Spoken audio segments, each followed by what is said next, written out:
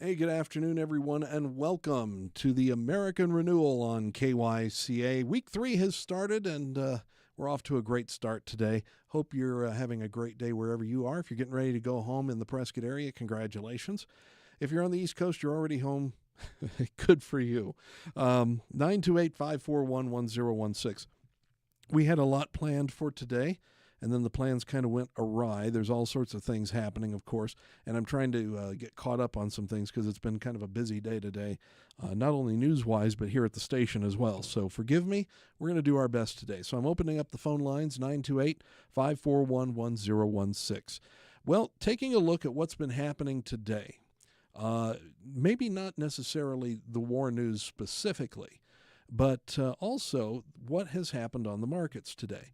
Dow Jones Industrial Average up 387 points. The NASDAQ is up 268. Oil prices are mixed, maybe slightly lower. Gold and silver has been mixed as well through the day, up and down a little bit. But I think the big thing that we see is what's happening at the pump. And obviously gas prices are going up in response to what's going on over in the Gulf, obviously. Folks, some words of wisdom to this. Obviously, you, me, all the rest of us out here, we really can't do much about the gas prices. But let's face it, we knew this was coming to some extent when the time came that this was happening. Now, honestly, after Iran was hit last summer, and I think this is most of us, we figured this was probably over. We've eliminated the nuclear threat. The 12 days war ended. And here we are. Early indications on this have said, and Trump has kind of said to the extent that they were getting ready to hit us. And they were stalling in the negotiations, and something was going to happen soon if we didn't get to them first.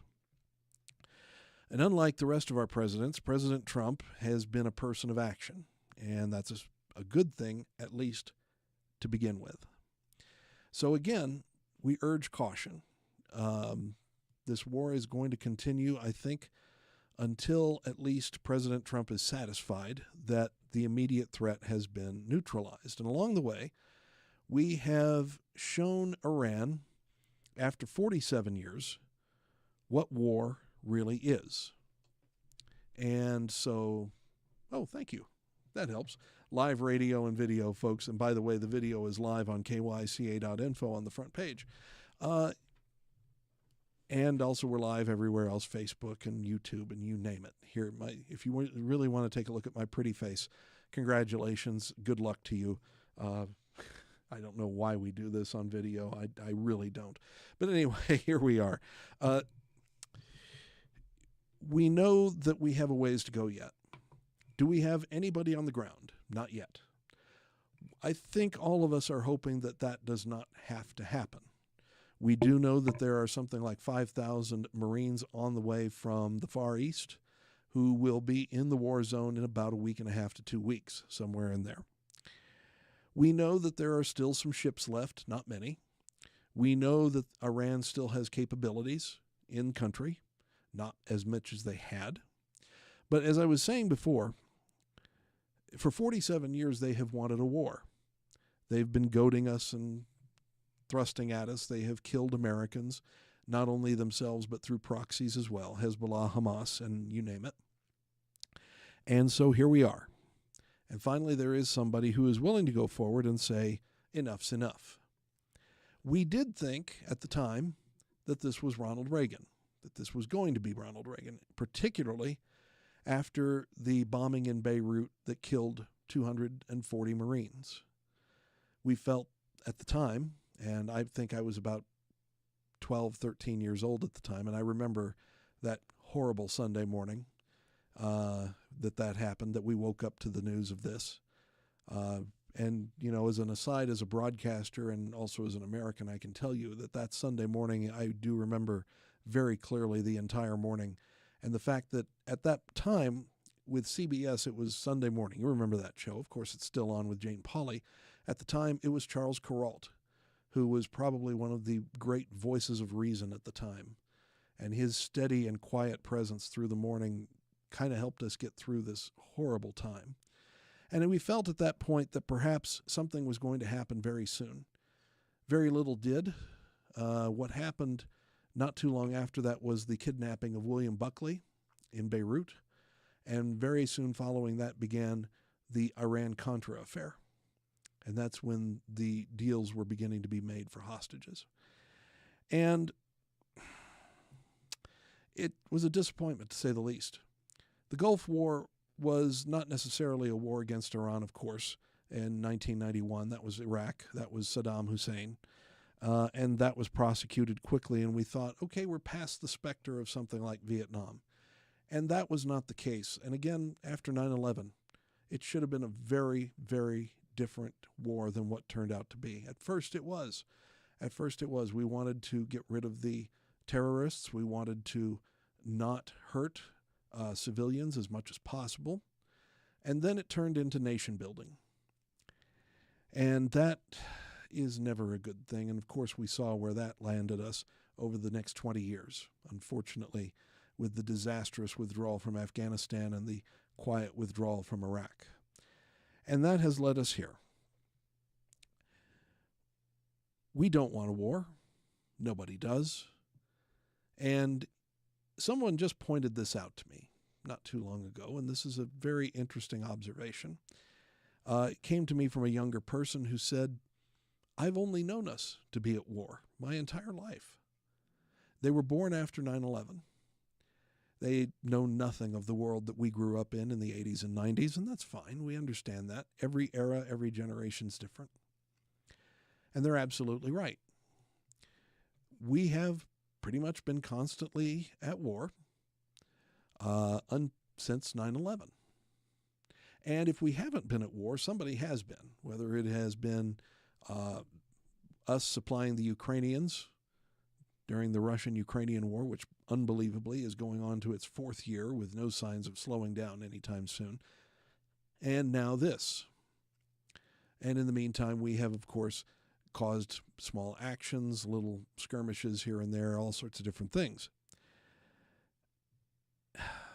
It's hard to say what we need to do. It's hard to say what we need to do from here.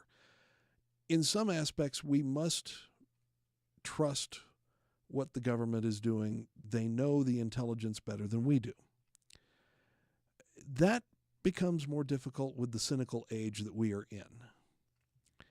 And, for example, World War II was very simple. We were there to destroy evil.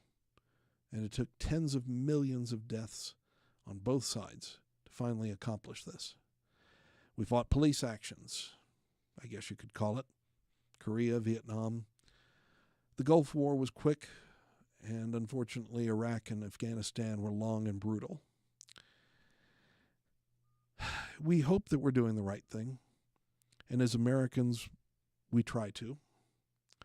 And where Iran is concerned, we were facing, I believe, of clear and present danger of a nation state that had no business having nuclear weapons, whose main goal in their constitution, in their way of life, I'm not sure if it was in their constitution, but it was written into some, that was the destruction of Israel.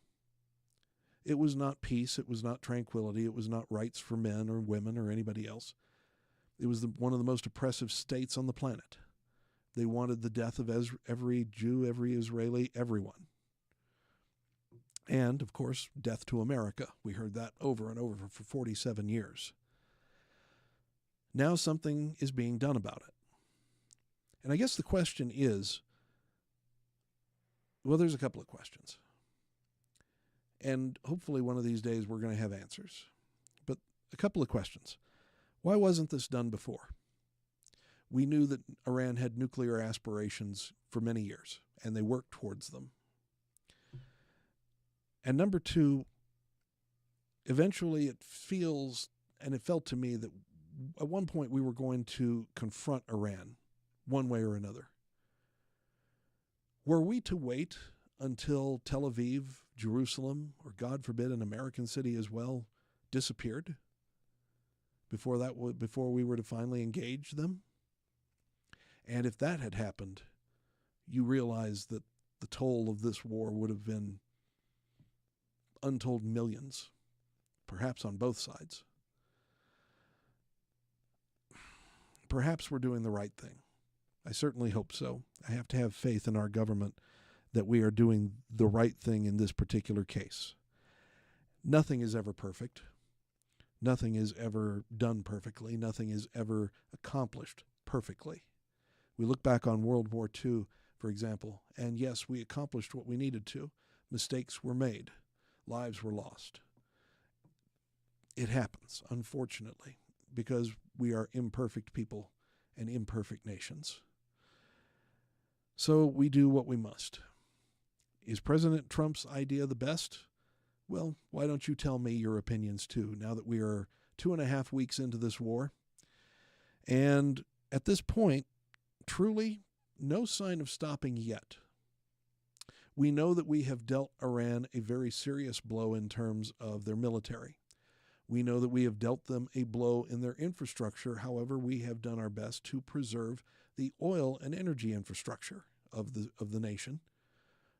And also, I think President Trump addressed this yesterday when someone asked him, and I think it's a legitimate question at the time, Mr. President, part of what we were hoping for, I believe, was the fact that we wanted the people to rise up and hopefully do something about their own government. And he was quite correct when he said the people rose up before, earlier this year, to paraphrase what he said, and they killed thousands of them because the people are not armed. They're a disarmed society. And so therefore, when the guns are all on one side, you can't effect very much change. And so what we're hoping to do is perhaps remove enough of the guns, enough of the tanks, enough of the offensive capabilities of the current Iranian regime that the people may have a chance at true freedom and be able to devise a government for themselves. This is not us going in and nation building. If that were the case, we would already have tens of thousands, if not hundreds of thousands of boots on the ground, and this would be a very different war, and perhaps much worse than what we have faced over the last 20 years plus in Afghanistan and Iraq. It probably would be quite horrible.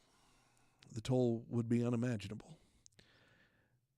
So at this point, you look at all of this, what we've accomplished, and you hope that we're doing the right thing. I tend to get the idea that we are. When will we know that we have not? Well, first of all, history is the only way we can tell. And that's going to be years after perhaps some of us are gone, or at least I will be. Only looking back over the decades can you truly understand what happened and why, and maybe make some sense of it. Will it get worse if something happens such as a nuclear weapon from Iran? Do they have the capability? It is possible. What if they get lucky and manage to hit one of our carriers or one of our ships? That's possible too. Very, very remotely, but it is possible. And then next, what if some of their people manage to create an attack of some sort here in the United States that's more coordinated than what we've seen over the past few days and weeks, and perhaps manage to cause some problems? I don't wish to speculate on any of that. We know that when it comes, we'll know it. And I have a feeling that things will go very badly at that point for Iran. I think we can only hope that the better angels of our nature will eventually win out. But also at the same time, turning the other cheek is no longer an option. 47 years worth of turning the other cheek as our men and women died have come to an end. And perhaps it's for the best. We can only hope. That's what we pray. Along with the fact that we pray that every one of our servicemen come home soon. Job well done. And that it doesn't escalate much further.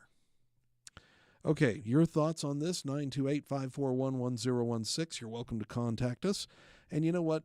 Yeah, that rant, I think we've gone to the first break here on KYCA. I want to thank you all for being patient, for listening to us on the American Renewal. We got a lot more to come this hour, including some incredible testimony from the state capitol. We'll be bringing you that and a whole lot more here on the American Renewal after this.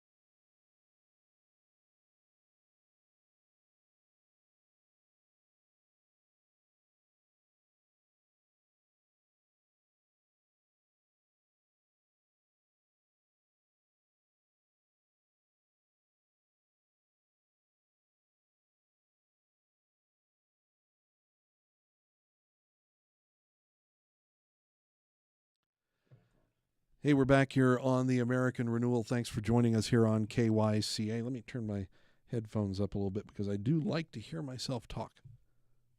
That came out wrong. Okay, 928-541-1016. My friends around here in Prescott, we've got quite a bit going on. I just wanted to bring you up to date because at first I wanted to get to this rant just a little bit because it was fresh on my mind. Very quickly, some housekeeping. If you're planning on tuning in while you're at work to KNOT 1450 AM later this week for Thursday and Friday of the NCAA tournament, wow, what a great time you have in store for you. Coverage starts at 8 in the morning and it goes all the way up until about 10 o'clock at night. And Westwood One will be broadcasting every game they can get their hands on, and they will be switching from game to game as exciting moments and the end of the game present themselves. We are going to attempt, and I've been told that we probably can, but we need confirmation of this, that on Friday morning at 10:25 we are going to be carrying live Long Island University and the University of Arizona Wildcat game. That's Friday morning. About 10:25 is tip-off, and we should carry that live on KNOT 1450 AM. So set that on your calendars. If you're at work, that's where you sneak the transistor radio in. You know what a transistor radio is, right? Some of you, I mean my age, you probably do. The rest of you kids, it's not an app, it's a radio. It's really a radio. You tune it in, and you put a little earbud in your ear that's wired to this transistor radio so everybody can see that you have a transistor radio hidden somewhere. And then you can clandestinely kind of listen to the radio and listen to the game. So that's where we do it. But KNOT 1450, we're going to be carrying a ton of games. We've got 21 games scheduled over the next 7 days, starting with the NBA tonight, the first four tournament Tuesday and Wednesday, and then the first round of the NCAA tournament Thursday, Friday, second round Saturday, Sunday. Man, it's going to be busy. Okay, so there's that. Other things that are going on, of course, we have coverage of anything that's going to be happening there. A lot of other things happening around the country. Let's see, what else do we have going on? There's a ton of different things. We are seeing a lot of what's going on in the Senate in terms of the SAVE bill. And now we're hearing that John Thune, the senator who is the majority leader, is apparently going to attempt to force a talking filibuster. Now, as I understand the rules of the filibuster, if you introduce the bill in a certain way, I was reading up on this, so bear with me, I'm trying to figure this out. Each Democrat senator is going to have 2 opportunities to give a speech. They may give that speech for as long as they can stand there. They can't sit down, they can't do anything different, and this is an honest-to-goodness old filibuster.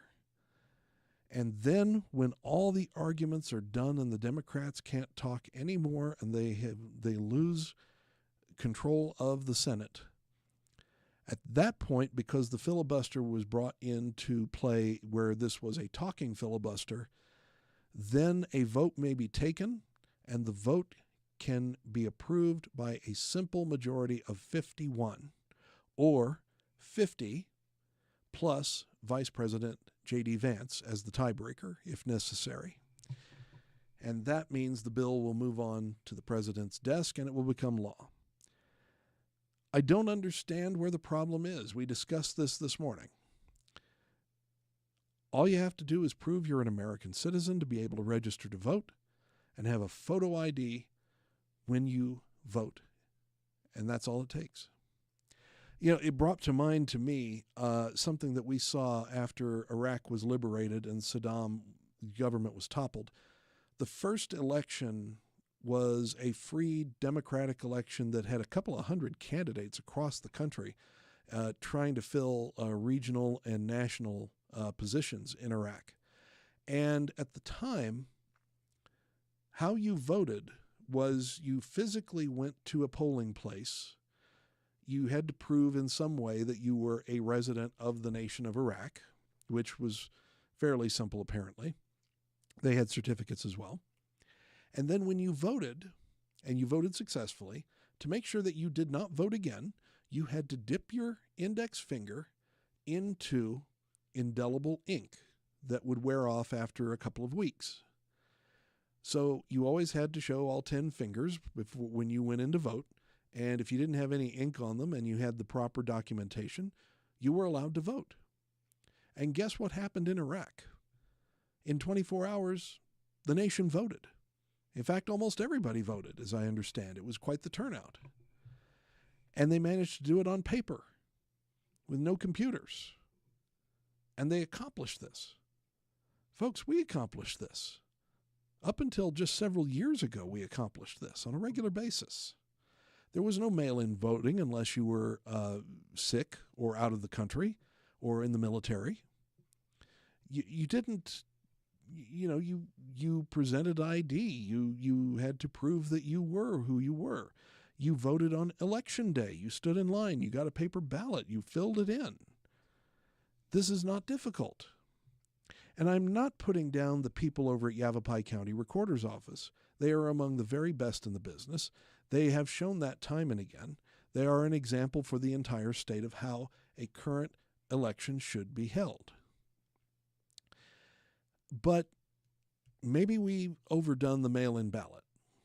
It is ripe for problems, as the Democrats have shown us time and again over the past several years. All you have to do is look at Matt Walsh's movie 4,000, or was it Matt Walsh? I think it was somebody else. The movie 4,000 Mules, and see the people stuffing ballots by the hundreds into the ballot boxes, into the early voting booths and the early voting bins and things like that. And common sense, folks, that's all it is. Common sense. When did common sense go out the window? Because common sense wasn't so common among everybody anymore. And it seems to me especially the big irony of this was when the House voted to move the SAVE Act into the Senate. One of the congressmen posted a picture. It's beautiful. And it was an explanation of how House members vote on issues, because they can't take a roll call. There's 435 people. They have to vote within 15 minutes of an issue being put on the floor. And so they have kiosks. There are these kiosks. They're very simple. You walk up to them and you vote. Now, how do you vote? It's very simple. You take your ID and put it into the machine, and it sees that it's you, and it registers your vote. ID to vote on the floor of Congress. Yet they can't afford us the same privilege. They can't afford us the same security. It's frightening, isn't it? Okay, I'm sorry. That was my rant, especially from the morning. And the American Renewal is up again tonight at 5:25, right here on KYCA. You can hear the 2-minute version at 7:10 and at 5:25 every weekday. I want to thank our sponsors for that. And then, of course, there's the hour version here at 3 o'clock. Okay, we're going to take a quick break here on KYCA, the American Renewal. I want Lynn on line 1. You hang in there. We're going to get to you after the break. But first, we're going to pause here at the bottom of the hour on the News 1490. Folks, thanks for joining us on the American Renewal. More after this.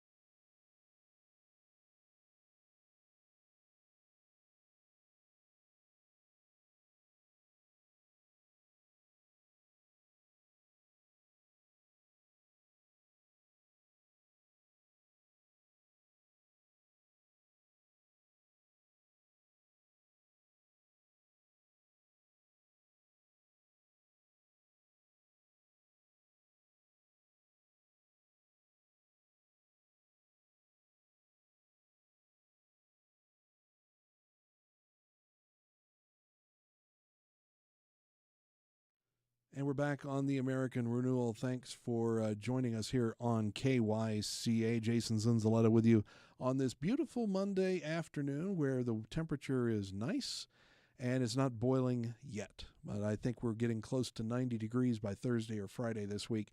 So, folks, be ready for that. It's going to be very unseasonably warm later in the week. Okay, I'll tell you what, Scott, let's go ahead and open up line 1. Lynn is on the line. Lynn, good afternoon. How you doing? Hi, I'm doing well. Thank you for taking my call, and I like your show. Thank you. Because I always liked your commentary at 7 and then at 5:30, so I always appreciated that. So it's nice that you've expanded it. Well, somebody kind of twisted my arm. A few people did, and I allowed my arm to be twisted. So there you go. So well, we appreciate it. So I wanted to tell you why I vote by mail. Okay, please. So I didn't start voting by mail until after I got a traumatic brain injury. Because it was a life-altering kind of a traumatic brain injury. Okay. And so for me, some of the things that you would think would be easy are not, and some of the things that you would think would be hard aren't. So things have kind of flipped. I'm kind of like the rain woman. So doing that is really difficult for me. I'd have to have it filled in ahead of time for one thing now, and I never had to do that before. But also, I get really kind of really anxious by just all those people there. Okay, yeah, I can understand that. Sure. Yeah, so I kind of had a head injury, kind of like baby shake syndrome. so my brain slammed around in my head a lot of times, and I also have vision issues. I have like loss of peripheral vision in one eye, Mm-hmm. and then I have like paralysis around my mouth and such. And there's just a lot of stuff that goes with it. So for me, the process of voting has become a little slower because it also, which on the ballot is more complicated. It's just, Well, yeah, good point there. That's for you sure. know, so I bring it all home to like sort through it all and just kind of, it's like a test that I take over a period of time, marking my ballot. But if we could go somewhere where it was quiet, I don't think I could bring my paper that is everything's marked already. I don't think I'd have a problem with it then. But if somebody doesn't understand that, maybe I look regular to you, but I'm dealing with something where it's, I'm having mind issues that go on, and so that's why I vote by mail. Well, first of all, Lynn, obviously, sympathies to you, and I appreciate that you're actually able to get out here and do what you need to do, which is great, in terms of voting and all of that. And I hope that your life gets easier, to be honest. I hope things get better. I know that might not be the possibility, but we do appreciate that. I will say this, where this is concerned, they did have, and I'm just stating this because I did it myself back in 1988, they did have early voting available where you could, even when they didn't have mail-in ballots. This was a 1988 presidential election, as a matter of fact, because I remember I was at school in NAU at the time, and I happened to keep my residency here. So on a Friday when I came home from school, I went over to the Yavapai County Recorder's office and I voted. And they had an early voting machine, which, if I remember correctly, I had to wait in line behind two people because it was just an average Friday. But they had that back even when mail-in voting hadn't been conceived of yet, really, except for absentee ballots. And so there's always that possibility. However, I'm not saying that that's the best solution. Okay, Lynn? Mm-hmm. I'm not trying to downplay what you're saying. I understand. And believe me, there have been many times for me, for most people, I'm sure, who have said, this is convenient and I'm going to vote where otherwise I might not have voted. Mm-hmm. And so there is that, and that's a very good thing. And for, let's say, people like you, people who have, whether it's physical issues or in some cases, and let's face it, we're in a senior community too. There's a lot of people who have problems getting around because they don't drive anymore. Well, I drive. I do terrorize the community. Okay. I'll let you have that one there. That's good. But so some things are like I'll read something and it's kind of backwards in my mind for a while. Mm-hmm. So it takes me a while in the quiet to sort it out. Sure. So if I go into a booth and I'm transferring it, I definitely need to bring the papers. I miss those old booths where the little thing went around. What's that? I missed that in there. The old booth. Oh, yeah. Where the whole curtain came around and then. Oh, yes. I miss those. That's true. You know what? I never saw one of those. I came along in the 80s and 90s, and they were down to the little suitcases. They had the little dividers. Picking on old people, and I didn't say that. I did not say that. Andrew? I'm teasing. Strike that from the record, please. Thank you. Okay. Anyway, but, there's things to be said about mail-in balloting, which are good. Yeah. But it seems to me that there's got to be a different system that is not prone to fraud. And well, I'm using absentee ballot, I think is what I'm using. Okay. Before all this mail-in ballot started. Mm-hmm. Because I have improved some. So this has been 12 years since I damaged my brain. Okay. So I've made a lot of progress where I speak better and stuff. I don't do as much halt talking and things. But so I think what I'm saying is I do the absentee ballot. But maybe I'm mistaken. But anyways, I do get it by mail, and I do drop it off. Well, we do tend to get mail-in ballots once we're on the list here in Yavapai County. Okay. So And I think they make you redo it though. like that you're still on there, renew it. Mm-hmm. Yeah. I think they make you renew it. Okay. Yeah. Some people have to. Now, I've renewed mine once, and that was a few years ago, and it's still coming in. As I think there's new rules over the past few years that once you renew it, as long as you continue to vote, you're fine. You don't have to renew it.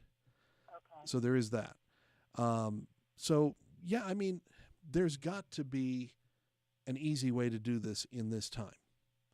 But unfortunately, I think we've gotten to the point that we've seen far too much fraud and allegations, particularly in 2020.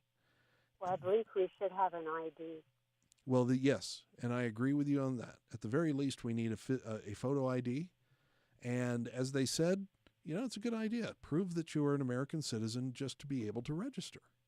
Well, you guys sent me a voter ID piece of paper, too. I'm sorry, what's that? The county sent me a voter ID piece of paper. Yep, we all have a card. All of us who card. registered. Yep, and it, that seems to do it. It's not a photo ID, and that's fine. No. But at least we have that. I have something. Yep, at least we have that. And let's face Anyways, it. I just wanted to tell you why I've been doing that. Well, Lynn, I think going in. And I think that's a legitimate reason, Lynn, absolutely. And to be honest, listening to you today, I wouldn't have known there was any problems. You sound just fine. Thank you. It's been a lot of work.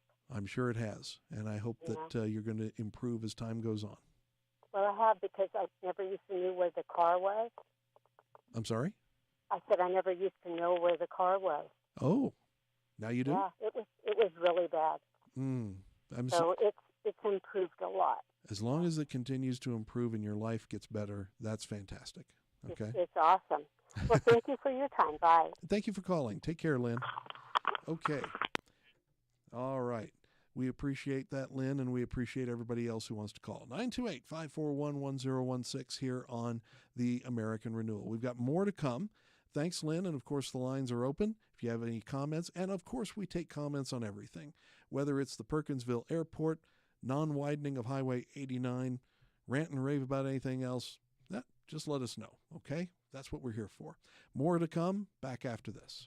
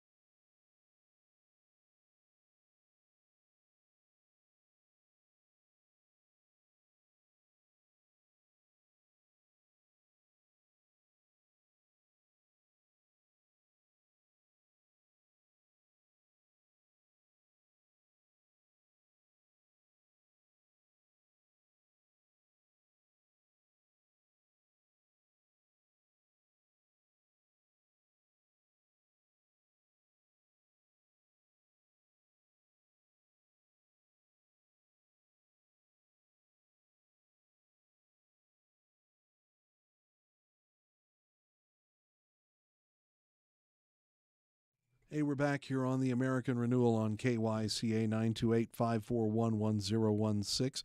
And one thing, you know what, I'm not going to really go into it much today. Thought we would in terms of what's been going on down at the state capitol.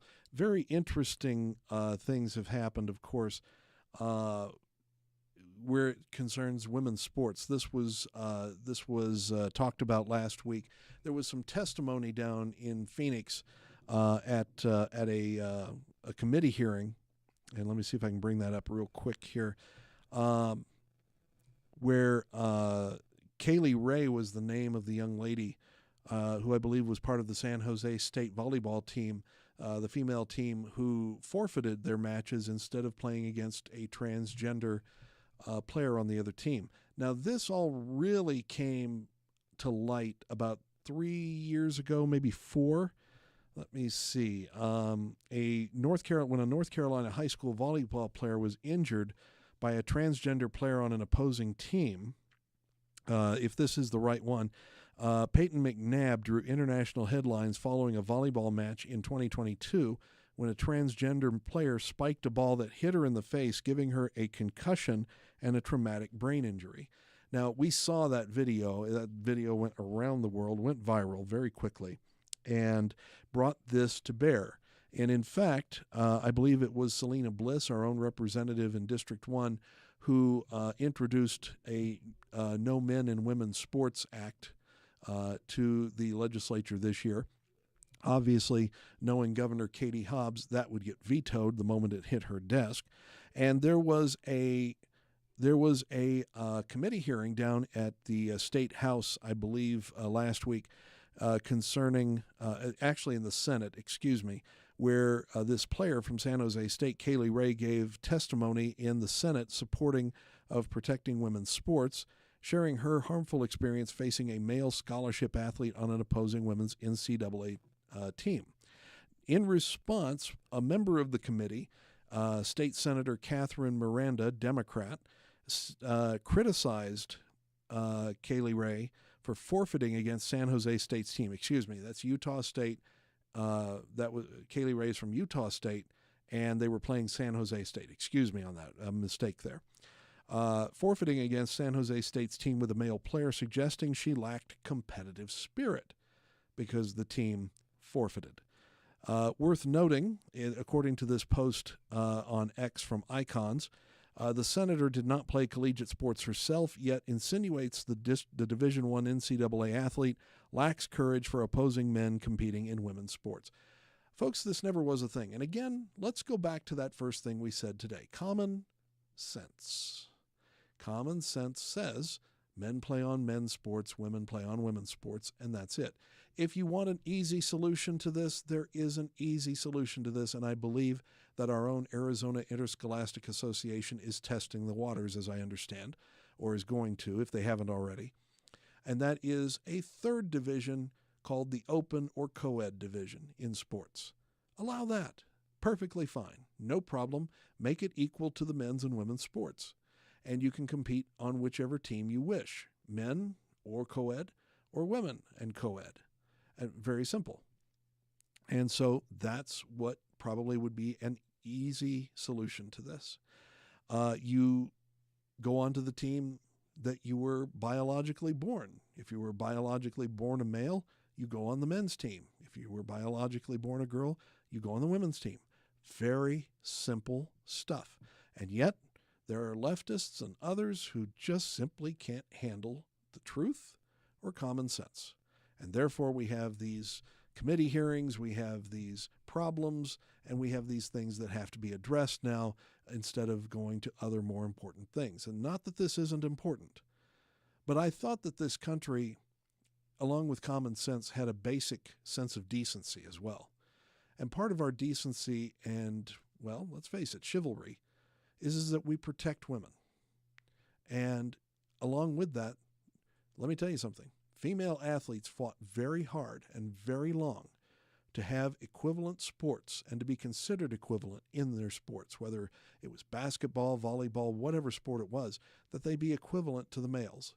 They have that, and now that's being destroyed by this trans thing, to be honest. And I'm actually shocked that anybody is actually thinking that this is something that shouldn't just be dismissed outright. This should not be an issue. But here we are in this day and age. And yes, there are solutions to this. And again, what's the easiest one? We have a third division, co-ed. Allow anybody to play on these games. If there need to be rules in terms of the certain number of males or females or whatever, that's fine.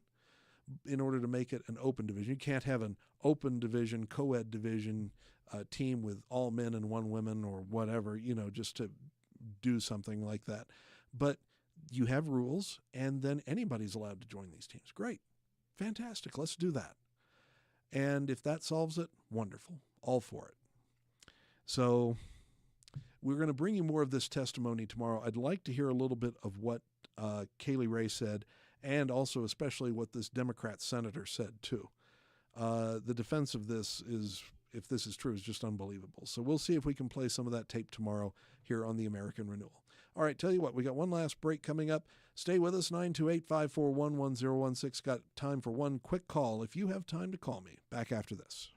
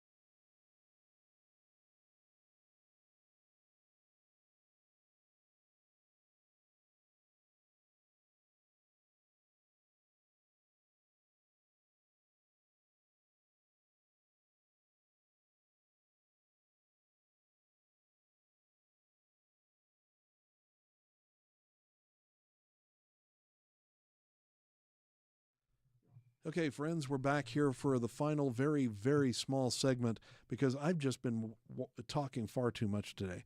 We've got some fun stuff coming up, and I hope that we're going to have some time to get to it this week. I intend to.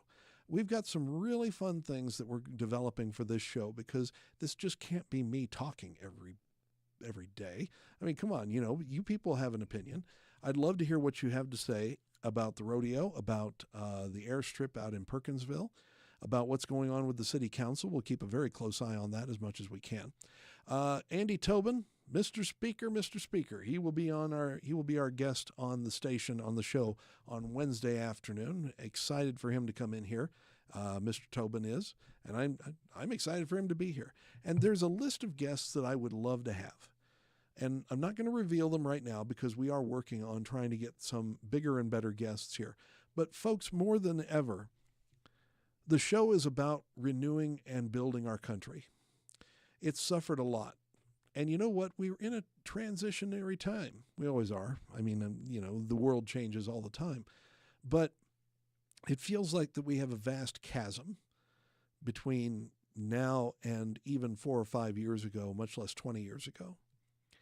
And we may very well be on our last chance to get this country restored to some semblance of a constitutional republic.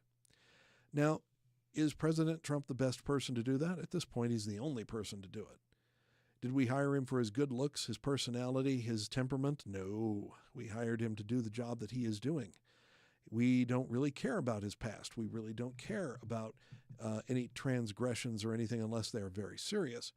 But we do know that over the years, the Democrats have thrown every possible scandal at him, and it has not stuck. That says something right there. It should have. It didn't.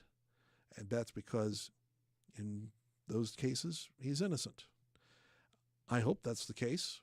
But in the end, he's doing what we elected him to do. We did not elect him to win popularity contests. We did not elect him to look good for the cameras. We elected him to get the job done. The danger to this is the fact that in 2.5 years, just under 3 years, he will be gone. He will be out of office and finished. If a Republican such as J.D. Vance or Marco Rubio wins the presidency, well, then we'll see what they think of in terms of restoring our republic. If a Democrat wins, well, we tried. Farewell to our country. Good luck to the next generation. The rights that we once had will be gone. Eternal vigilance is our responsibility as Americans. And I think we've let down our guard over the past 40, 50 plus years. Time to get back to work before it's too late. And it may already be there, but we're going to do our best, hold our head high, and be optimistic. Okay, that's enough of a rant for today. Stay tuned for the 4 o'clock hour. Our special guest host, Sandy Griffiths, will be in from YCCA. We are excited to have Sandy in, as always. As I said, Andy Tobin will be our guest on the Renewal Wednesday afternoon with more fun and more interesting things to come. So please stay tuned. And remember, let's keep this country rolling in the right direction. The American Renewal. We'll see you again tomorrow.